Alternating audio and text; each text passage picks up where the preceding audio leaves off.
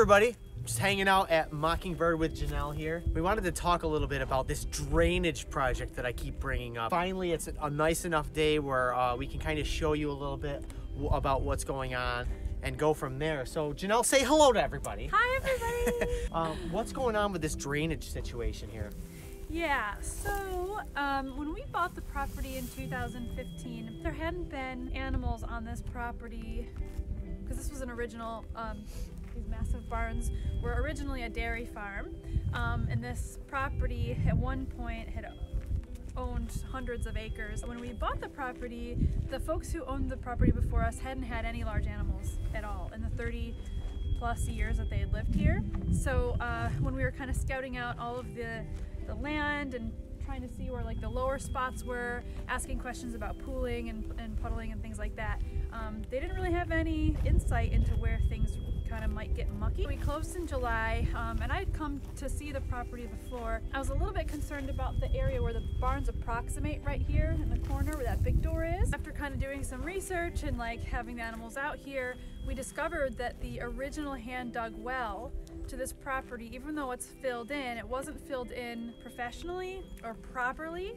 So it has created a major drainage issue for us in this small paddock, and this is where a ton of traffic comes in and out of. I mean, literally Sophie, the donkeys, Peggy, the goats, they all come out of their nighttime hibernation area and they come into this paddock and kind of disperse. But they have to go through the paddock first. Right? Boom, there. That is where the lowest spot is, right? So there's a lot of mud there right now, and typically in the summertime, it dries up. As far as parasite control goes, in any kind of disease, you want no standing water at all on a property, especially with animals. Water troughs, they get scrubbed out and dumped every day or every other day in the summertime. And then if you've got a pond, hopefully you have an aerator. It's kind of keeping us from doing anything else because of the safety of the animals. Safety of the animals, safety of the people any volunteers or whatever. Yeah, we need to really kind of create a safe traffic directional flow for humans and animals. So we have sort of like if there's a bunch of people in the paddock, there's ample space for folks to disperse within the herd of animals. Right. You had somebody come in and give you an estimate how much this is going to cost? Yeah, so even before we became incorporated as a nonprofit, we wanted to get this done. And I think for this area right here was about 10 grand. And the idea was to regrade the entire paddock. So for about 10 grand, what we would do is lay drain tile and pitch the ground. We would actually have all the water drain, well, we would professionally fill in the well as well.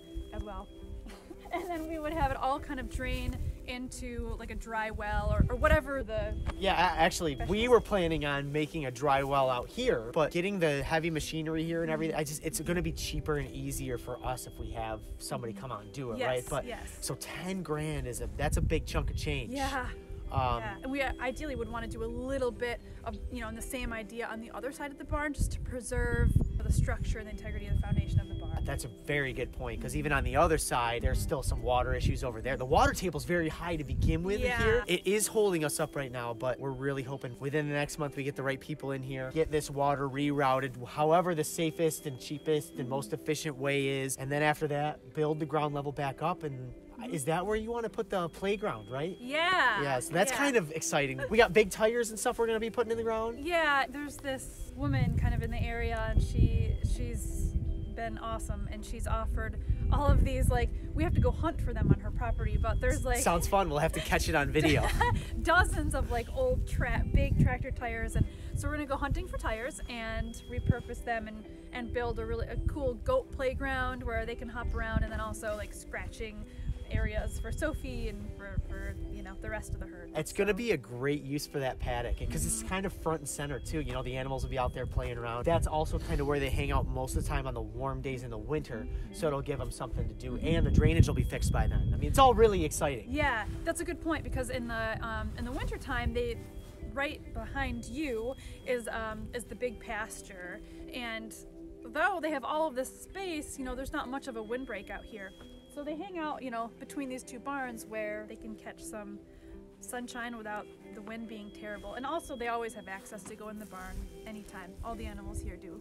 We'd like for them to enjoy their time wherever they are, obviously in the most safe space. Yeah, talking about this drainage thing, yes, it's huge, kind of scary because of how much it costs, but it's a one-time cost, and once it's better and fixed and safe for everybody, we can bring in volunteers and have tours and maybe even really get the special events thing going, which right above this big guy right here, see where my hand is, right here, this general area, that's hard to do. That's our event center. Yeah. I wasn't sure what you heard. Yeah, once it's a little bit warmer out, we can get all the doors open and it's not wind whipping through. I want to shoot a video in there kind of showing you how big this really is. It's going to be amazing. Hopefully once this is done, we can really refocus our energy on staffing, really. Yeah, definitely. You know, so that we can expand, hopefully by, I don't want to say any dates. Yeah. Hopefully we can expand. Yeah, because we're full right now as far as like the capacity of the farm and the animals. There you have it, folks. We finally have a warm enough day where we can stand out in the middle of the field and talk about our drainage issue and how we plan on fixing it. What do we plan on showing them next when the weather's a little bit better? Oh yeah, I'm gonna be planting an apple tree in Gidget's honor sometime in the next few weeks once we know we're out of the clear. I'll be sure to post a video on that and show you how I plant things because I think that'll be fun. And other than that, I'll be seeing you on Monday. So we'll do some maybe we'll do some more videos then in a few days. Sounds good. Thanks for hanging out, guys. We'll see you soon.